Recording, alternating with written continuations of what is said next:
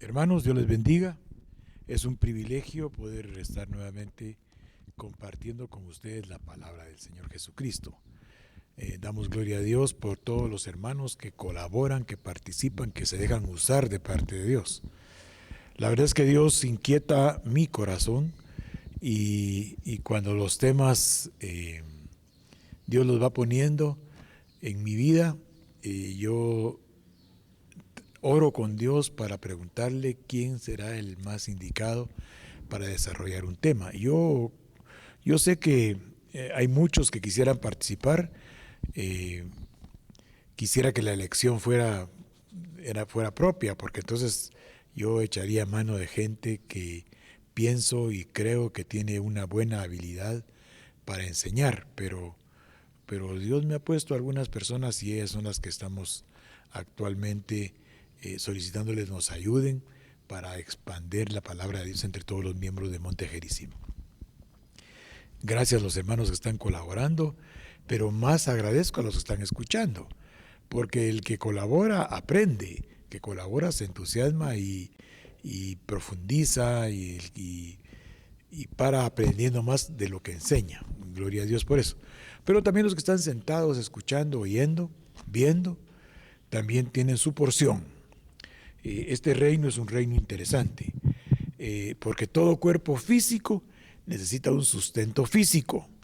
Todo cuerpo físico necesita un sustento físico. Y todo cuerpo místico necesita un sustento espiritual. Y el sustento espiritual del ser espiritual que hay dentro de cada uno de nosotros es la palabra de Dios, es la palabra, la escritura que sale de la boca de Dios y tiene propósitos bien claros para nosotros. ¿Por qué no oramos y vamos a hacer que Dios nos ayude para que la palabra que vamos a compartir sea un elemento espiritual que desplace en nosotros los deseos de los ojos, los deseos de la carne y la vanagloria de la vida? Nosotros en términos generales somos terrícolas. Nuestra posición, hemos dicho, nuestra posición es terrena, ¿ah? Pero nuestra ubicación es espiritual, o sea, estamos sobre la tierra, pero estamos en la presencia de Dios. Esto es algo que si lo escucha alguien que en su vida ha leído un texto bíblico o ha oído un mensaje, le parece una exageración. Pero no, dice que nuestra vida está escondida con Cristo en Dios. Oremos y luego vamos a entrar a meditar en la palabra. Acompáñeme en una oración, pongan su cuadernito, su lapicero y por supuesto su Biblia, ¿verdad? Ya sea en un iPad, un teléfono o la Biblia de papel que difícilmente la dejamos cuando ya empezamos.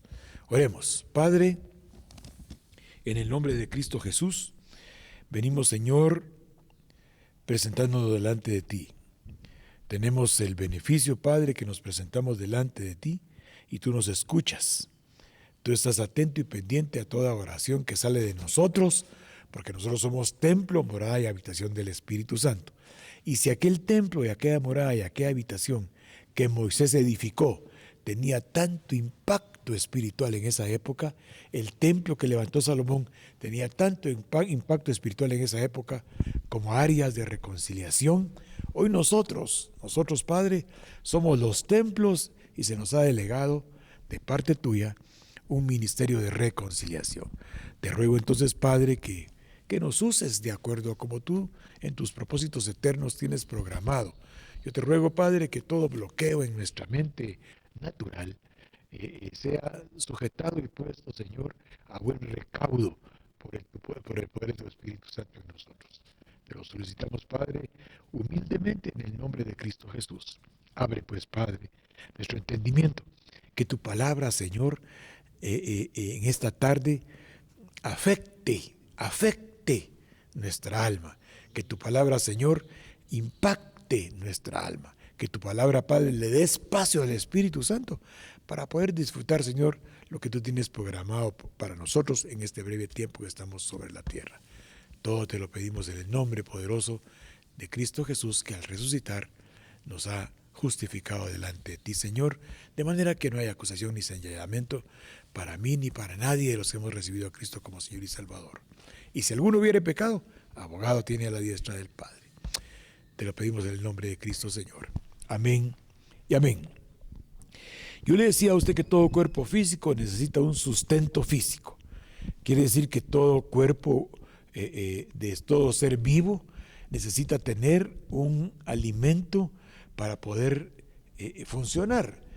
Con la deficiencia de un alimento, por ejemplo, de una proteína, con la deficiencia de un aminoácido, con la deficiencia de una vitamina, hay carencias y faltantes que provocan que el cuerpo funcione no con toda su capacidad, sino con grandes deficiencias. Y estas deficiencias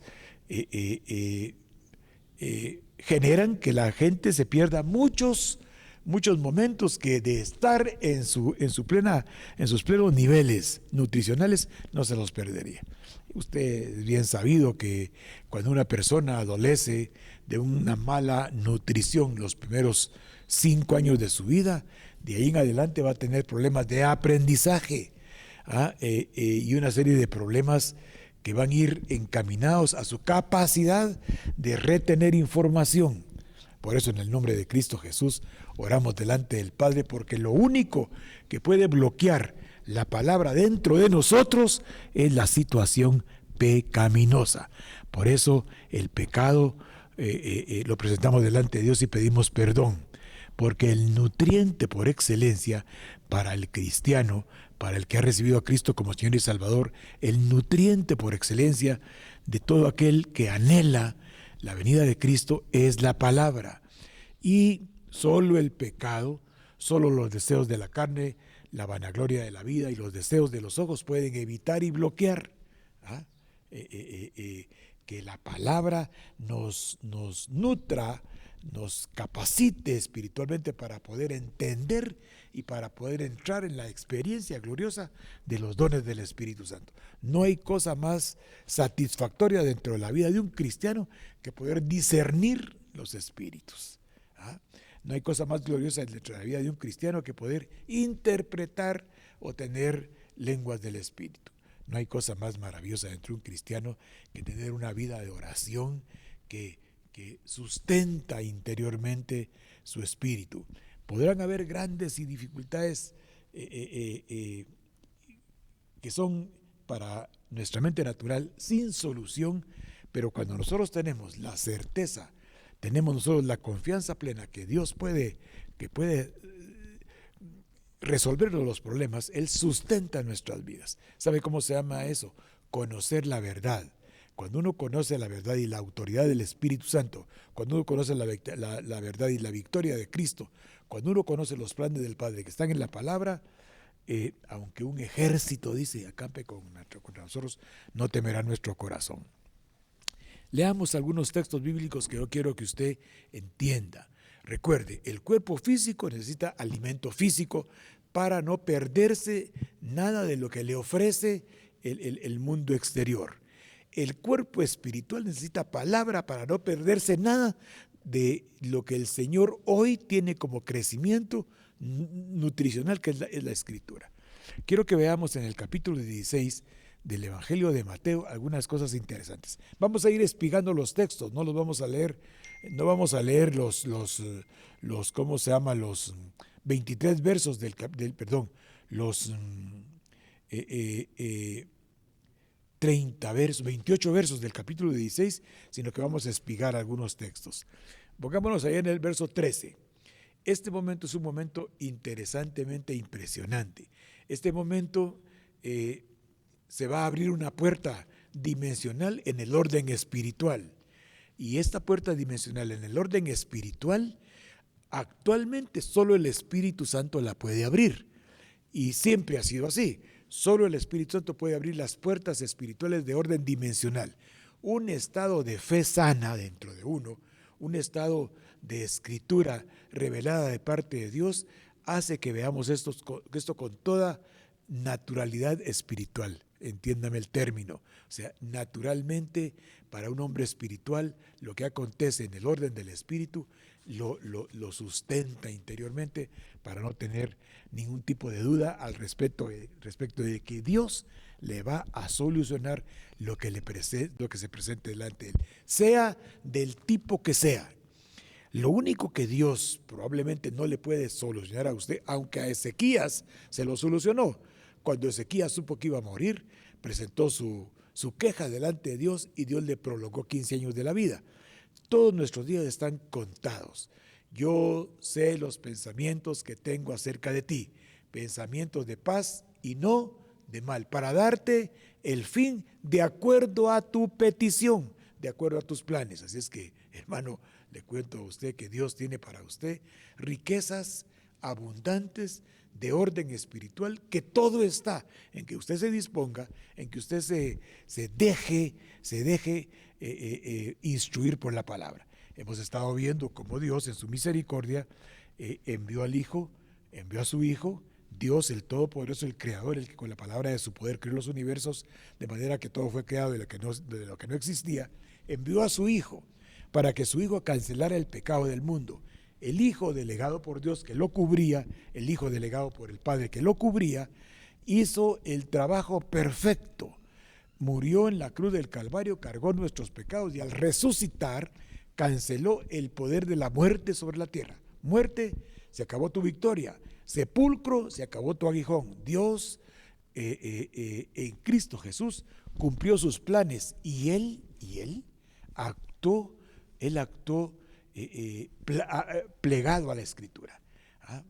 Él fue el grano de trigo que cayó a tierra y murió, y el fruto de ese grano de trigo llamado Jesús, que resucitó después de haber muerto en la cruz del Calvario, el fruto ¿dónde está? Pues somos nosotros. Isaías 53 verso 10, ahora somos nosotros. Ahí lo mira en Isaías 53 versos 10 y 11. Miremos el verso 13. Viniendo Jesús a la región de Cesarea de Filipo, preguntó a sus discípulos diciendo: ¿quién dicen los hombres que es el Hijo del Hombre? Mire, qué interesante. El Espíritu Santo ya se ha manifestado en los primeros capítulos de Mateo. El Espíritu Santo ya se ha hecho presente cuando lo lleva al desierto, pero el Espíritu Santo hoy va a tener una participación que aunque no se nombra por su nombre, es el Espíritu Santo el que le da esa revelación esa revelación que a continuación vamos a ver. Verso 14. Ellos dijeron, unos Juan el Bautista, otros Elías y otros Jeremías, o alguno de los profetas. Verso 15 del capítulo 16 de Mateo. Y Jesús les dijo: ¿y ustedes quién dicen que soy yo? Miren, hermanos, habían habido experiencias bien interesantes anteriormente en toda la narración que vemos hasta aquí, hasta Mateo 16. Recuérdense que Mateo fue testigo presencial. Recuérdense que había pasado Mateo capítulo 13 con todos los misterios del reino.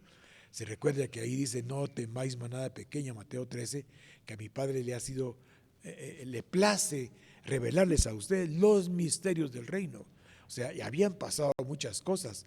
Yo a veces me pregunto, ¿será que este capítulo 13, cuando les habló de la parábola del sembrador, cuando les habló del propósito de las parábolas, cuando les habló de la parábola del trigo y la cizaña, si ellos no tenían Espíritu Santo, ¿será que lograron ver los alcances espirituales de lo que él les mencionaba? Yo creo, sinceramente, que no, en ese momento histórico, porque en el capítulo 2 de Hechos, cuando son llenos de Espíritu Santo, toda la escritura, ellos la entendieron. ¿Por qué les digo esto? Porque en el año 90 aproximadamente, o el 60 aproximadamente, se empiezan a escribir los evangelios, y ya aparece el apóstol Pablo y escribe el libro o la carta a los tesalonicenses. Se entenderían esas cosas hermosas que aquí leemos, por ejemplo, en Mateo 11, se recuerda 11:11, de los nacidos de mujer, no hay otro mayor que Juan, pero yo les digo a ustedes que el que nace del reino de los cielos aquí en la tierra es mayor que Juan. Yo creo que no alcanzaban a entender. Regresemos al capítulo 16, verso 15 de Mateo. Pero todo lo que anteriormente vimos, los discípulos, los que eran los enviados futuros, o sea, los que se constituirían en los delegados del Hijo para cubrir y para expandir el Evangelio, ellos no entendían hasta este momento. Les voy a decir por qué. Verso 15. Y él les dijo, ¿y ustedes quién dice que soy yo? Verso 16. Respondiendo Simón Pedro, ¿qué dice la gente? Pues un profeta, Juan el Bautista, Elías, quizá Jeremías, pero ¿ustedes quién dicen que soy yo? Era de esperar que la respuesta fuera unánime, al unísono, porque ellos habían visto actuar a Jesús hasta el capítulo 16. Por supuesto, usted me va a decir a mí, pero es que antes no habían capítulos, hermano, pero había narraciones. Ellos eran testigos presenciales de todo lo que él había hecho. Después de 16 capítulos de verlo actuar, estos hombres, la respuesta hubiera sido inmediatamente de todos: Señor, tú eres el Mesías, el Hijo de Dios, el que habría de venir. Pero ellos más bien creían lo que los otros decían, que era Jeremías, que era Elías, que era alguno de los profetas, o que quizá era Juan el Bautista. Pero miremos el verso 17. Entonces, el verso 16, perdón. Respondió Simón Pedro, dijo: tú eres el Cristo, el Hijo del Dios viviente. Mire pues, hermanos, esta versión dice así, pero yo quiero que veamos en Mateo 16 otras versiones. Ahí va a ver, porque en otras versiones está más interesantemente. Por ejemplo, en la Nácar Colunga, el traductor, ese pasaje dice así: tomando la palabra Simón Pedro, le dijo: tú eres el Mesías, tú eres el Hijo del Dios vivo. Con esa palabra Mashiach, impactó el mundo espiritual, porque se estaba cumpliendo algo que había sido predicho 700 años antes, o mejor dicho, había sido profetizado en 700 años antes, y es más, había sido profetizado desde el principio de la creación, ahí en el capítulo 3, verso 15 de Génesis. Mire pues lo que dice la DA. Shimón Kefa respondió: tú eres el Mashiach, el Hijo de Elohim viviente. Esto que se está confesando aquí no son palabras nada más que se soltaron al azar o una respuesta a un interrogante. Estas palabras que se soltaron aquí vinieron de la misma presencia de Dios por el Espíritu Santo. ¿Por qué digo esto? Que Pedro haya dicho: tú eres el Mesías, el Hijo del Dios viviente, no fue inspiración de su alma. Y va a ver que adelante hay un proceso correctivo para esta respuesta de Pedro. O sea, era una posesión espiritual que se le había dado a él en el momento oportuno. Pero la carencia de Espíritu Santo lo hacía habitante de dos poderes: del poder de las tinieblas y del poder de la luz, por haberse constituido como seguidor. Esto tal vez valdría la pena que lo explicáramos un poco, pero si hay tiempo y me recuerdo lo vamos a explicar. Solo quiero que vea usted el verso 17. Entonces Jesús le respondió: bienaventurado eres, Simón, hijo de Jonás, porque esto no te lo reveló carne ni sangre, sino mi Padre que está en los cielos. Miren, hermanos, tanto leer esto y tanto oír esto, pero cada vez que lo leemos y lo oímos, nos damos cuenta de que Dios aquí empezó a activar una nueva cobertura de delegación. Aquí el Espíritu Santo, enviado por el Padre, prometido por el Padre y enviado por el Hijo, hace su aparición gloriosa inicial, aunque anteriormente se había hecho presente cuando llevó a Jesús al desierto, cuando en Mateo 4, cuando él es sometido a las tentaciones.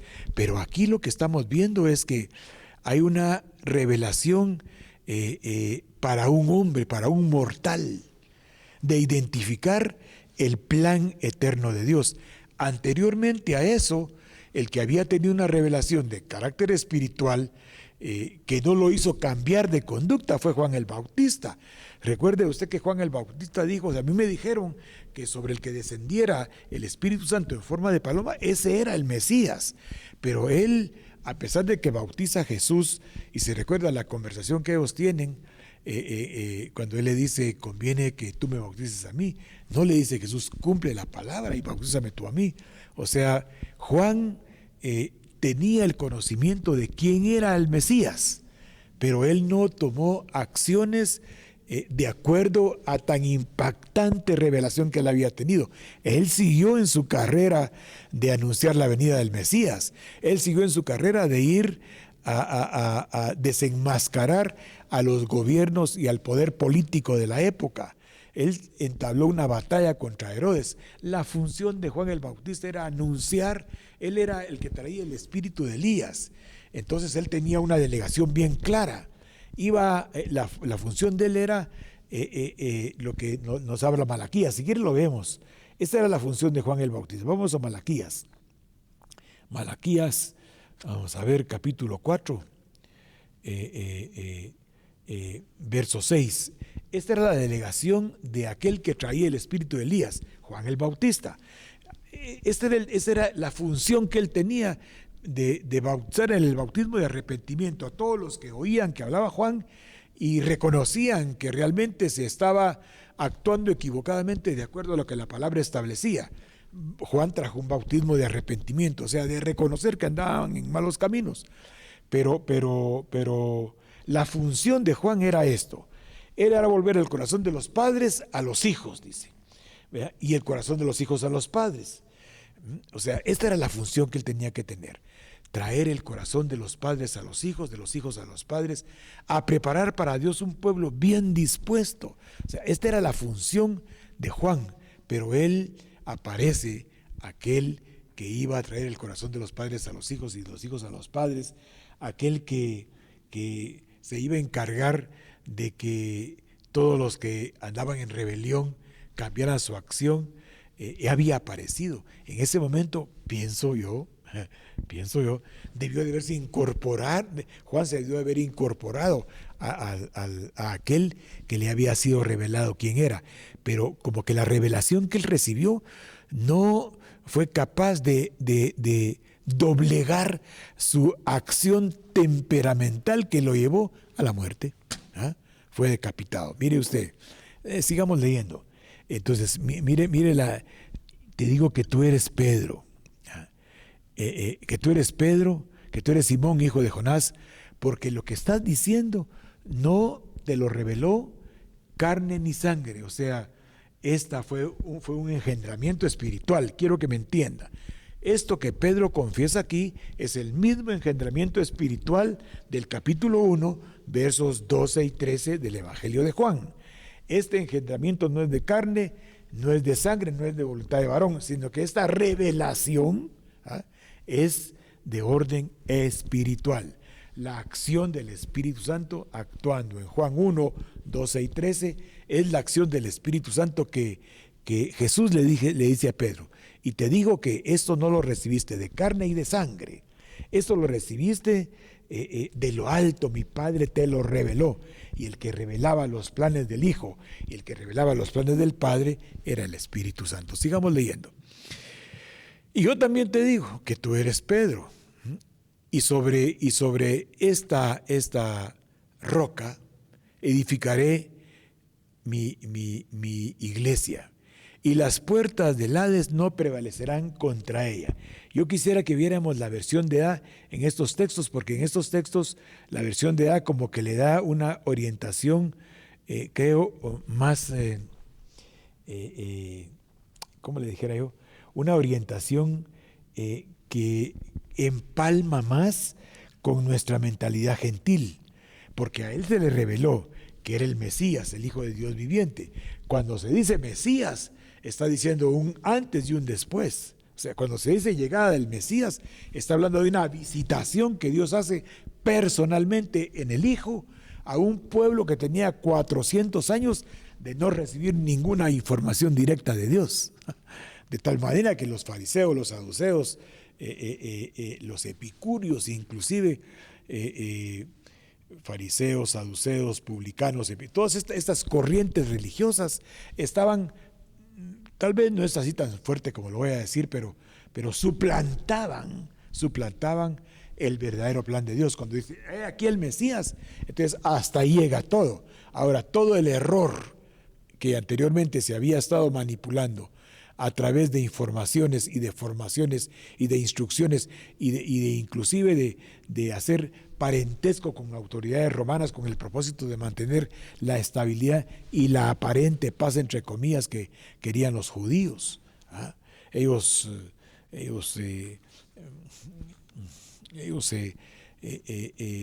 mezclaron el estado de gobierno con lo espiritual, es decir, hicieron una relación híbrida. Cuando el Estado se mezcla con lo espiritual, se vuelve infructuoso. Dios puede orientar, aconsejar, respaldar decisiones justas de un gobernante. Por eso dice ahí en el capítulo 13 de Romanos, oremos por las autoridades. Clamemos por ellas, porque si nosotros oramos por las autoridades, Dios va a escuchar y vamos a vivir quieta y reposadamente. Pero cuando hay mezclas de religión por intereses personales para mantener un estatus de gobierno, entonces se vuelve infructuosa la palabra. Recuerde que la letra mata, el espíritu da vida. Entonces a Pedro aquí el Espíritu Santo le reveló que él era el Mesías, el Hijo del Dios viviente, y le dijo, Pedro, ¿sabes una cosa? Te digo que sobre esta roca, cuando habla de roca, aunque Kefa es roca, está hablando de una revelación, está hablando de un rema, está hablando de una aplicación espiritual que se le dará a los seres humanos.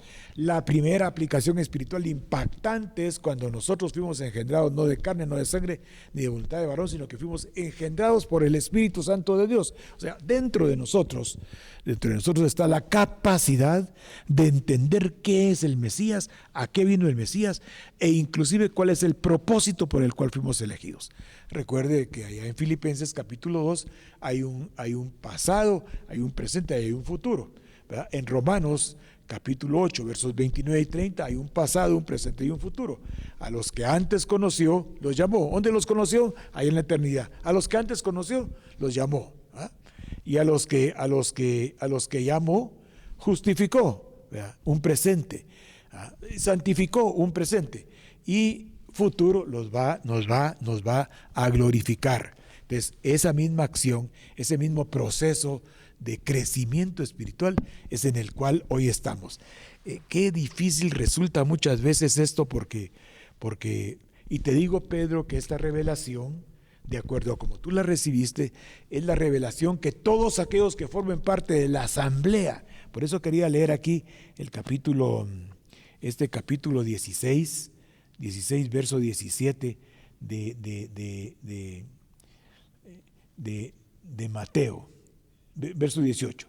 También te digo esto, tú eres Kefa, que quiere decir roca. Ahí está con minúscula. Estoy leyendo la versión de A. Si me hicieran el favor, David y Mario, de ponerme la versión de A del capítulo 16, 18 de Mateo. Mire cómo dice, ahí se aclara todo, porque dice, también te digo esto, tú eres Kefa, que quiere decir roca, con minúscula, y sobre esta roca, la roca es el Padre, la roca es el Hijo, la roca es el Espíritu Santo. Allá en el capítulo 22 de Primera de Samuel, pero ahorita no lo vamos a ver. Sigamos aquí.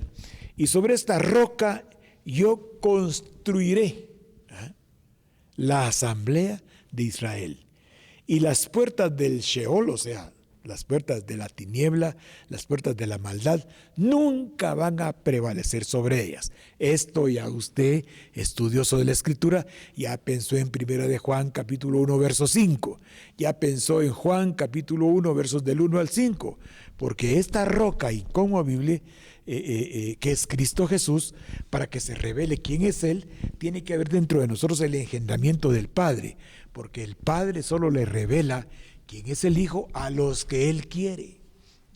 a los que Él quiere. Nadie viene al Hijo si el Padre no lo trae. Por eso de ahora en adelante nadie va a ir al Padre si el Hijo no lo lleva. En otras palabras, vamos a ser transformados los que el Hijo quiera. Los que hayamos dejado o los que hayan dejado que el Espíritu Santo les ponga las terminales. Una terminal es el anhelo, el deseo. El anhelo es una emoción interior que no se llena con expectativas falsas. El anhelo es una inclinación interior que no tiene veredas, que no tiene, dicen los gringos, shortcut, o sea, pasos cortos. No, el anhelo es tremendo.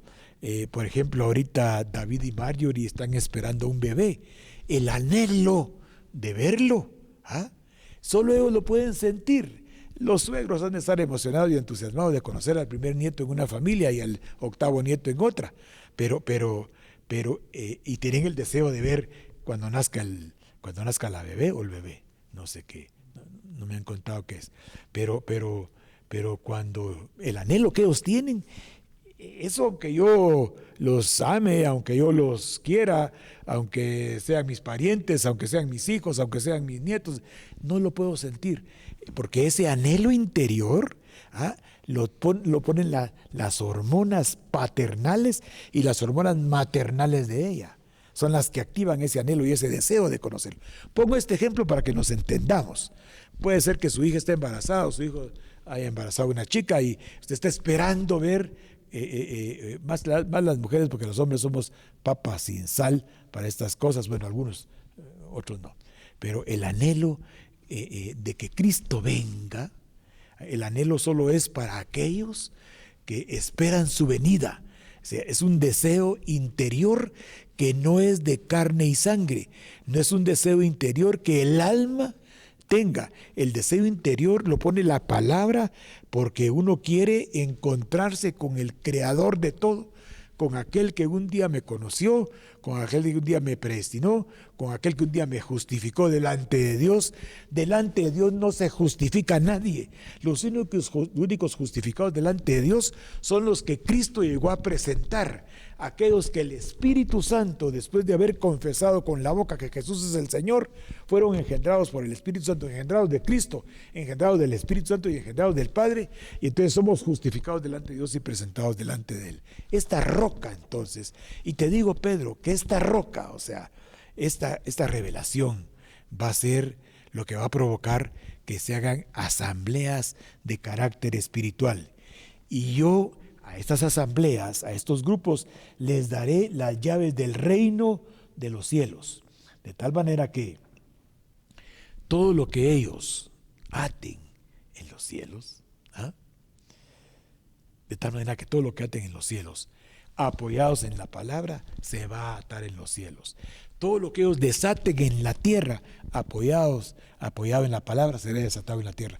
¿De dónde saco esto? ¿Se recuerda dónde está el verso famoso? Yo sé los pensamientos que tengo acerca de ti.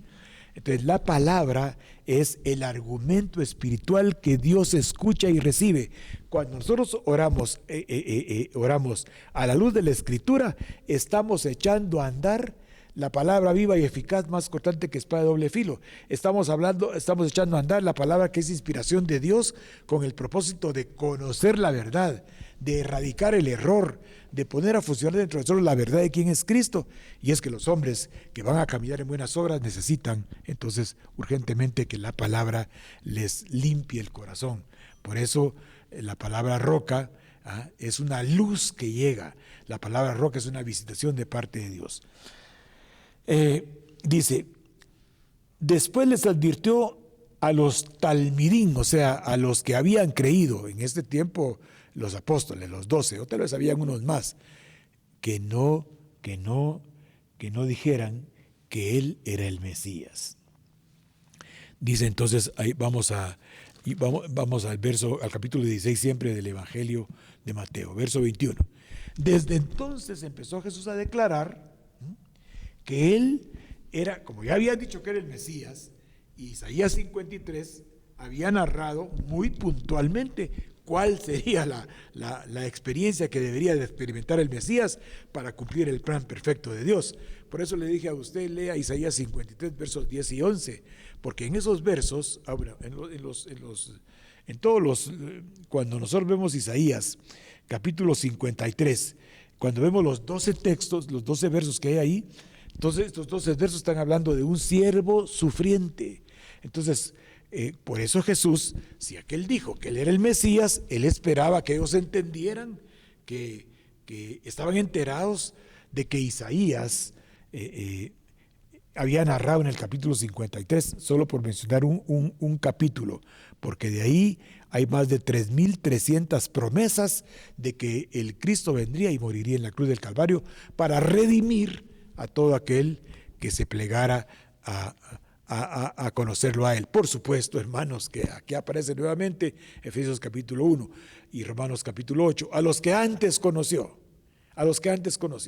¿verdad? A los que antes conoció, o fuimos bendecidos con toda bendición espiritual cuando estuvimos allá con el Señor, para que en el tiempo en el que estamos en carne y sangre, en el que el alma está dentro de nosotros, con sus deseos de la carne, con los deseos de los ojos y la vanagloria de la vida, se sujete por la palabra a la instrucción de lo alto. Pero sigamos leyendo. Desde entonces comenzó Jesús a declarar a sus discípulos que le era necesario ir a Jerusalén y padecer mucho de los ancianos, de los principales sacerdotes y de los escribas, y ser muerto y resucitado al tercer día. O sea, en el capítulo 16 le está revelando el Señor, después de la revelación que le dieron a Pedro por el Espíritu Santo, con beneplácito del Padre, sobre quién era el Hijo, el Cordero. Entonces ya le dice el bueno, yo tengo que bajar a Jerusalén y tengo que morir porque en mi muerte voy a cargar la maldición de la humanidad, Isaías 53, y cuando resucite, Filipenses capítulo 2, verso 11, cuando resucite, se me va a dar un nombre que es sobre todo nombre, y al mencionarse este nombre, se va a dar toda rodilla. Y de ahí en adelante, después de su resurrección, la muerte y el aguijón de la muerte, la victoria del sepulcro dejaron de tener incidencia en el ámbito humano.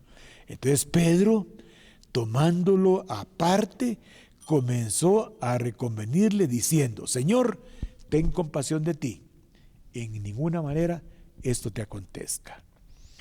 Pero él, volviéndose, dijo a Pedro: quítate delante de mí, enemigo, contrario, oponente. Quítate delante de mí, tú que tienes tus ojos puestos en las cosas de la tierra y por descuidar la Escritura no has dejado que el Espíritu Santo te revele las cosas futuras que vendrán. Hermanos, ahí me quedo. Yo quería leer hasta el verso 27, hasta el verso 28, pero creo que con lo que hemos hablado, con lo que he expuesto es suficiente. Aquí este texto es de hoy. Este texto es de hoy. Quítate delante de mí. Tiniebla. Todos tenemos tiniebla dentro de nosotros. Todos, cuando no hacemos lo que a Dios le agrada, tenemos algún grado de adversario para Dios. Cuando no hacemos lo que a Dios le agrada, tenemos algún grado de rebelión.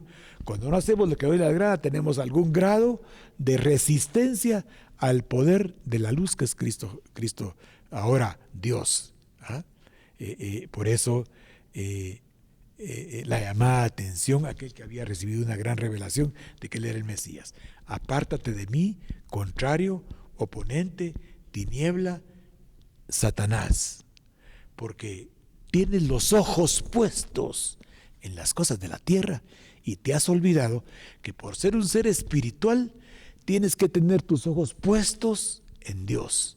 Terminamos con 2 de Corintios capítulo 4 para que usted en su acervo espiritual con estos textos usted cierre la escritura de esta tarde. Quiero volverle a decir, a Pedro el Espíritu Santo le había revelado quién era el Mesías.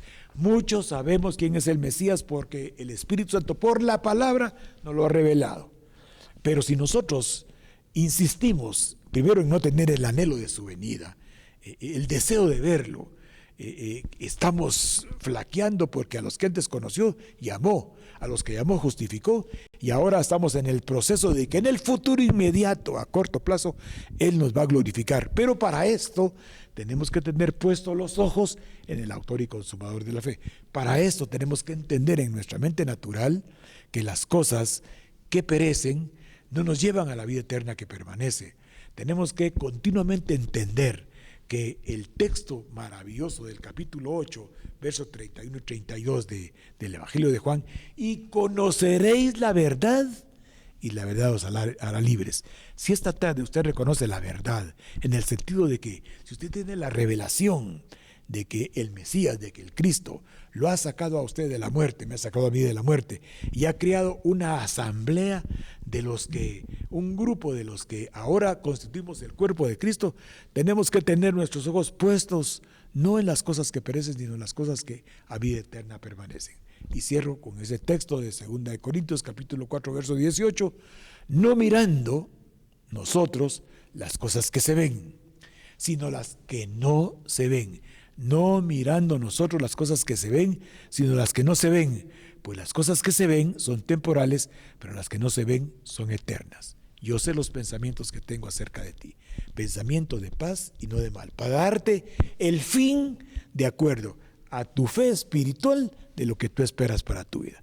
Que el Señor en esta tarde derrame sobre usted la revelación gloriosa de que usted debe, de por la palabra, constituirse en un hombre capacitado para buenas obras. Que Dios en su misericordia visite cada familia, cada hogar, cada entidad espiritual personal, y que la misericordia de Dios sobreabunde en nuestras vidas hoy y siempre. Que el Señor le guarde y le bendiga abundantemente con salud, con prosperidad y con paz, con paciencia, con benignidad, con bondad y con esperanza, porque la esperanza no avergüenza, y el Espíritu Santo de Dios ha sido derramado sobre todos los que hemos creído, sobre todos los que hemos confesado en Cristo, abundantemente. Amén y amén.